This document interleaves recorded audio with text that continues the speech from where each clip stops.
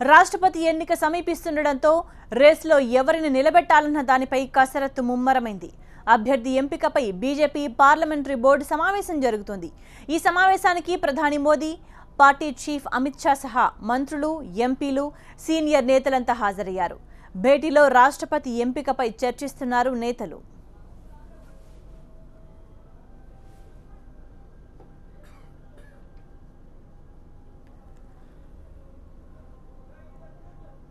రాష్ట్రపతి రేస్లో లోక్సభ స్పీకర్ సుమిత్రా మహాజన్, విదేశాంగ మంత్రి సుష్మా స్వరాజ్, సీనియర్ నేతలు Advani, Murali Manohar Joshi, RSS chief Mohan Bhagwat, Jharkhand governor Draupadi Murmu పేర్లు వినిపిస్తున్నాయి. బాబ్రీ మసీద్ విధ్వంసం కేసులో అద్వానీ ఆరోపణలు ఎదుర్కొంటున్నారు. ఆయన్ను అభ్యర్థిగా ప్రకటిస్తే మద్దతిచ్చేది లేదని ఇప్పటికే విపక్షాలు తేల్చేశాయి. ఈ నేపథ్యంలో అద్వానీ పేరు ప్రకటిస్తారా లేదా అన్నది ఆసక్తిగా మారింది. మరోవైపు ఏకాభిప్రాయం కోసం బీజేపీ త్రిసభ్య కమిటీ ప్రయత్నాలు చేస్తోంది. ఇప్పటికే కాంగ్రెస్, వామపక్షాలు, ఎస్పీ, బీఎస్పీ, జేడీయూ సహా పలు పార్టీలను కలిసి మద్దతు కోరారు మంత్రులు. ఆ చర్చలన్నీ విఫలమయ్యాయి. అభ్యర్థి పేరు ప్రకటించాకే మద్దతు ఇచ్చే అంశంపై ఆలోచిస్తామని తేల్చి చెప్పాయి. ఈ నేపథ్యంలో అభ్యర్థి ఖరారుపై బీజేపీ పార్లమెంటరీ బోర్డు సమావేశం జరుగుతోంది. ఇక రేపు ఎన్డీఏ పార్టీలతోనూ సమావేశమై అభిప్రాయం తీసుకోనుంది బీజేపీ.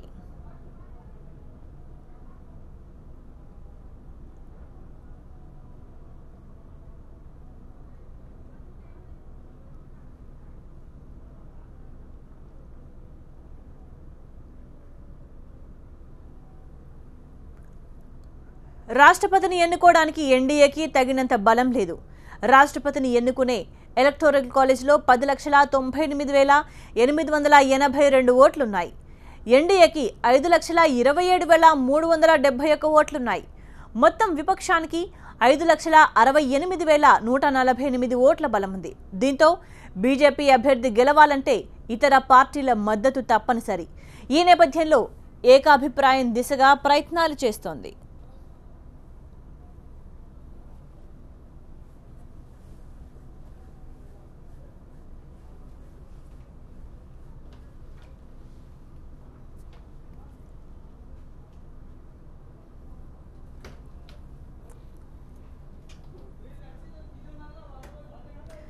అటు రాష్ట్రపతి ఎన్నికకు ముహూర్తం ముంచుకొస్తుంది.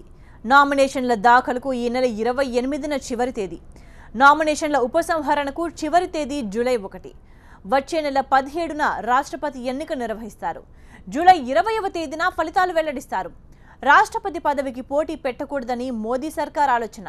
మరి ఎవరిని అభ్యర్థిగా ప్రకటిస్తారు? వారికి విపక్షాలు మద్దతిస్తాయా అన్నదే కీలకంగా మారింది.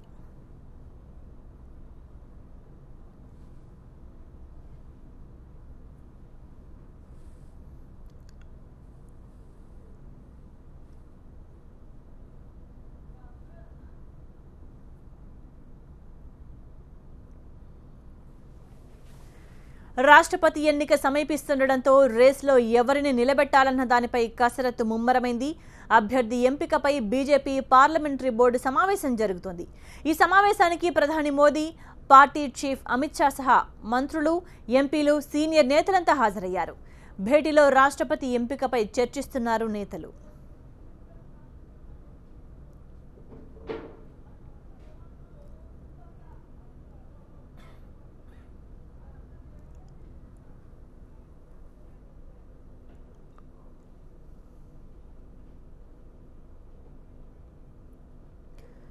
రాష్ట్రపతి రేసులో లోక్సభ స్పీకర్ సుమిత్రా మహాజన్, విదేశాంగ మంత్రి సుష్మా స్వరాజ్, సీనియర్ నేతలు Advani, Murali Manohar Joshi, RSS chief Mohan Bhagwat, Jharkhand governor Draupadi Murmu పేర్లు వినిపిస్తున్నాయి.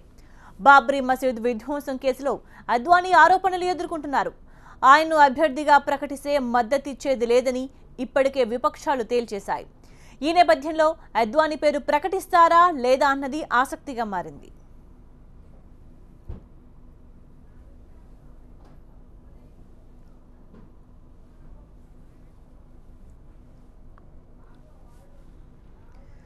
మరోవైపు ఏకాభిప్రాయం కోసం బీజేపీ త్రిసభ్య కమిటీ ప్రయత్నాలు చేస్తోంది.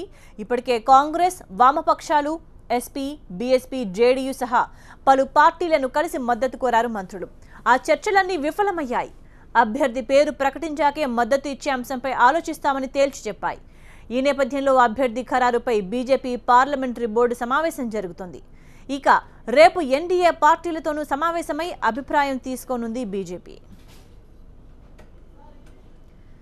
రాష్ట్రపతిని ఎన్నుకోవడానికి ఎన్డీఏకి తగినంత బలం లేదు. రాష్ట్రపతిని ఎన్నుకునే ఎలక్టోరల్ కాలేజీలో 10,98,882 ఓట్లున్నాయి. ఎన్డీఏకి 5,27,371 ఓట్లున్నాయి. మొత్తం విపక్షానికి 5,68,148 ఓట్ల బలం ఉంది. దీంతో బీజేపీ అభ్యర్థి గెలవాలంటే ఇతర పార్టీల మద్దతు తప్పనిసరి. ఈ నేపథ్యంలో ఏకాభిప్రాయం దిశగా ప్రయత్నాలు చేస్తోంది. అటు రాష్ట్రపతి ఎన్నికకు ముహూర్తం ముంచుకొస్తోంది. నామినేషన్ల దాఖలుకు ఈ నెల 28 చివరి తేదీ. నామినేషన్ల ఉపసంహరణకు చివరి తేదీ జూలై 1. వచ్చే నెల 17న రాష్ట్రపతి ఎన్నిక నిర్వహిస్తారు. జూలై 20వ తేదీన ఫలితాలు వెల్లడిస్తారు. రాష్ట్రపతి పదవికి పోటీ పెట్టకూడదని మోదీ సర్కార్ ఆలోచన.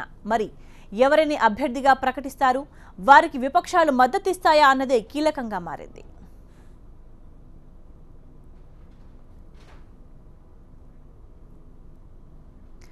మరింత సమాచారాన్ని మా ప్రతినిధి మురళీకృష్ణ అందిస్తారు. మురళీకృష్ణ, తాజా పరిస్థితుల్లో ఎవరిని రాష్ట్రపతి అభ్యర్థిగా ప్రకటించే అవకాశాలు ఎక్కువగా కనిపిస్తున్నాయి? బీజేపీ పార్లమెంటరీ బోర్డు మీటింగ్ అయితే స్టార్ట్ అయింది. దాదాపుగా గంట దాటిపోతుంది. సమావేశం ప్రారంభమై 12 గంటలకే సమావేశం మొదలైంది. గంట గడిచినా కూడా ఇంతవరకు బీజేపీ పార్లమెంటరీ బోర్డు ఒక నిర్ణయానికి రాలేకపోతుంది. ఎందుకంటే దేశానికి సంబంధించిన ప్రథమ పౌరుడికి సంబంధించిన అతి ముఖ్యమైన కీలకమైన ఎన్నిక. బీజేపీకి మరొకసారి అవకాశం దక్కింది. రాష్ట్రపతిగా ఎవరిని ఎంపిక చేయాలి అనేటువంటి విషయంలో అధికార పార్టీగా బీజేపీకి దొరికినటువంటి రెండో అవకాశం ఉంది. గతంలో అబ్దుల్ కలాం ని నిలబెట్టినటువంటి క్రమంలో ఒకసారి బీజేపీ అబ్దుల్ కలాం ని ఆ రోజు ప్రపోజ్ చేసింది. అబ్దుల్ కలాం ని రాష్ట్రపతిగా చేయగలిగింది. ఇప్పుడు మరొకసారి రాష్ట్రపతిని ఎంపిక చేసేటువంటి అవకాశం బీజేపీకి దొరికింది. కాబట్టి ఎవరు అవుతారనేది ఖచ్చితంగా చాలా కీలకంగా మారినటువంటి సందర్భం. ఎలక్టరల్ కాలేజ్ వైజ్ చూసుకుంటే విపక్షాలని ఏకమైతే అధికార పార్టీ కంటే కూడా కొంత ఎక్కువ మెట్టు సాధించేటువంటి ఆస్కారం ఉన్నప్పటికీ, ఇప్పటికే మిత్రపక్షాలు కాకపోయినప్పటికీ పరోక్షంగా మద్దతు ఇచ్చేటువంటి పార్టీల బలం చూసుకుంటే ఖచ్చితంగా బీజేపీ అభ్యర్థి ఎవరైతే ప్రపోజ్ చేస్తారో వారు ఖచ్చితంగా గెలిచేటువంటి ఆస్కారం ఉంది. ఆ రకంగా ఎలక్టరల్ కాలేజీకి సంబంధించినటువంటి అవకాశం పూర్తిగా బీజేపీ పక్షాన, ఎన్డీఏ పక్షానే ఉంది. అలాగే ఎన్డీఏకి మద్దతు ఇస్తున్నటువంటి పార్టీలు ఇప్పటికే టీఆర్ఎస్ కొంత సానుకూలత వ్యక్తం చేసింది. అలాగే చంద్రబాబు నాయుడు పార్టీ ఆల్రెడీ ఎన్డీఏలో భాగస్వామ్య పక్షంగా ఉంది. జగన్ పార్టీ, రాష్ట్రానికి సంబంధించినటువంటి జగన్ పార్టీ, ఆంధ్రప్రదేశ్ కు సంబంధించిన జగన్ పార్టీ కూడా ఇప్పటికే రాష్ట్రపతిగా ఎవరిని నిలబెట్టినా కూడా బీజేపీకి మద్దతు ఇస్తామని చెప్పి ప్రకటించింది. ఇటువంటి ఆలోచనల నేపథ్యంలో ఈ రకమైనటువంటి సపోర్ట్ అంతా కూడా తీసుకుంది. కాబట్టి ఖచ్చితంగా బీజేపీ అభ్యర్థి విజయం సాధిస్తారు. బీజేపీ అభ్యర్థి రాష్ట్రపతి కాబోతున్నారు. అయితే ఆ వ్యక్తి ఎవరు అనేది ఇప్పుడు బీజేపీ నాయకత్వం తేల్చలేకపోతుంది. అద్వానీకి ఎక్కువ అవకాశం ఉంది. అద్వానీ పేరే ఖచ్చితంగా పరిగణలో తీసుకున్నటువంటి ఆస్కారం ఉన్నది బీజేపీ నాయకత్వం నుంచి మనకు అందుతున్నటువంటి సమాచారం. ఇప్పటికే సుమిత్రా మహాజన్ కానీ, మోహన్ భగవత్ కానీ, లేక మురళీ మనోహర్ జోషి కానీ ఇవన్నీ కూడా సెకండ్ ఆప్షన్ కింద పరిగణలో తీసుకున్నటువంటి ఆస్కారం ఉంది. అయితే అద్వానీ పేరు ఎందుకంత ఖచ్చితంగా వినబడుతోంది అంటే, ప్రధానిగా మోదీ బాధ్యతలు స్వీకరించిన తర్వాత అద్వానీకి ఏ రకమైనటువంటి పదవి దక్కుతుంది అన్నది దేశవ్యాప్తంగా ఒక పెద్ద చర్చ జరిగింది. అద్వానీ ఖచ్చితంగా ఒక కీలకమైన బాధ్యత తీసుకుంటారు, కేబినెట్ లో చాలా కీలకమైన ముఖ్యమైన భూమిక పోషిస్తారని. కానీ అప్పుడు ఆయన కేబినెట్ లోకి రాలేదు. కాబట్టి ప్రధాని మోదీకే గురువుగా, రాజగురువుగా ఉన్నటువంటి అద్వానీకి కేవలం ఒక సామాన్య మంత్రి పదవి కాకుండా రాష్ట్రపతి లాంటి అత్యున్నతమైనటువంటి పదవి కట్టపెట్టవచ్చు అనేటువంటి ఒక ఆలోచన ప్రారంభమైంది. పార్టీలో ఇంటర్నల్ గా జరిగినటువంటి ఒక చర్చ. కానీ అద్వానీకి ప్రధాని మోదీకి మధ్య అంతరం అనేది కానీ, వారి మధ్య గ్యాప్ కానీ రాజకీయంగా పెరుగుతూ వస్తున్నటువంటి సందర్భంలో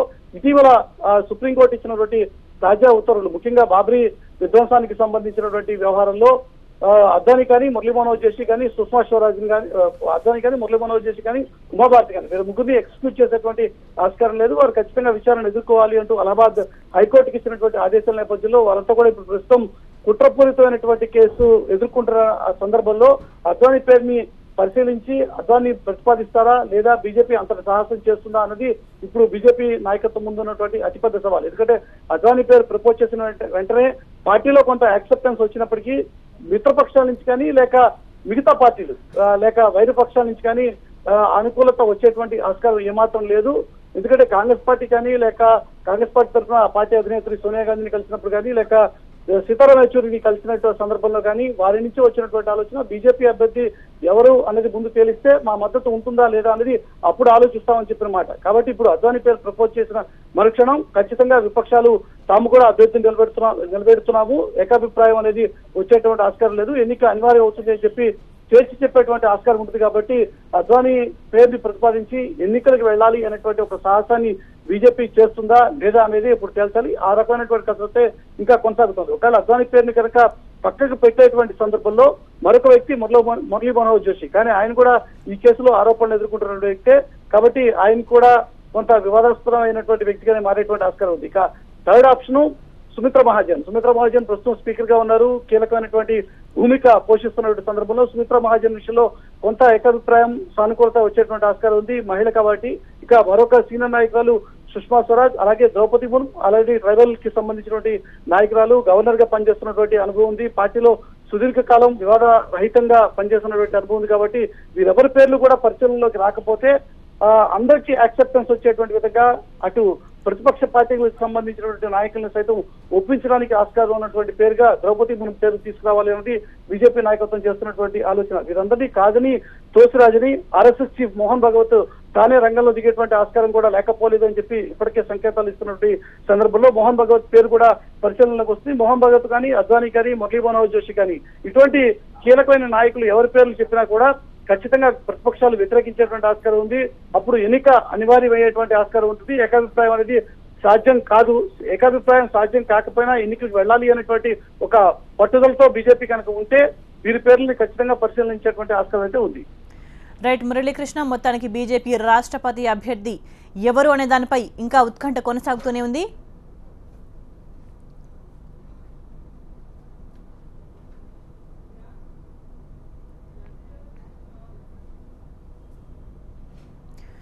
రాష్ట్రపతి ఎన్నిక సమీపిస్తుండటంతో రేసులో ఎవరిని నిలబెట్టాలన్న దానిపై కసరత్తు ముమ్మరమైంది.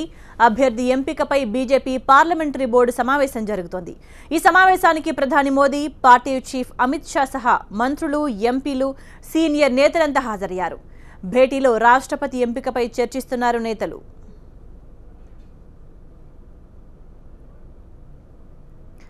రాష్ట్రపతి రేసులో లోక్సభ స్పీకర్ సుమిత్రా మహాజన్, విదేశాంగ మంత్రి సుష్మా స్వరాజ్, సీనియర్ నేతలు Advani, Murali Manohar Joshi, RSS chief Mohan Bhagwat, Jharkhand governor Draupadi Murmu పేర్లు వినిపిస్తున్నాయి. బాబ్రీ మసీదు విధ్వంసం కేసులో అద్వానీ ఆరోపణలు ఎదుర్కొంటున్నారు. ఆయన్ను అభ్యర్థిగా ప్రకటిస్తే మద్దతిచ్చేది లేదని ఇప్పటికే విపక్షాలు తేల్చేశాయి. ఈ నేపథ్యంలో అద్వానీ పేరు ప్రకటిస్తారా లేదా అన్నది ఆసక్తిగా మారింది. మరోవైపు ఏకాభిప్రాయం కోసం బీజేపీ త్రిసభ్య కమిటీ ప్రయత్నాలు చేస్తోంది. ఇప్పటికే కాంగ్రెస్, వామపక్షాలు, ఎస్పీ, బీఎస్పీ, జేడీయూ సహా పలు పార్టీలను కలిసి మద్దతు కోరారు మంత్రులు. ఆ చర్చలన్నీ విఫలమయ్యాయి. అభ్యర్థి పేరు ప్రకటించాకే మద్దతు ఇచ్చే అంశంపై ఆలోచిస్తామని తేల్చి చెప్పాయి. ఈ నేపథ్యంలో అభ్యర్థి ఖరారుపై బీజేపీ పార్లమెంటరీ బోర్డు సమావేశం జరుగుతోంది. ఇక రేపు ఎన్డీఏ పార్టీలతోనూ సమావేశమై అభిప్రాయం తీసుకోనుంది బీజేపీ.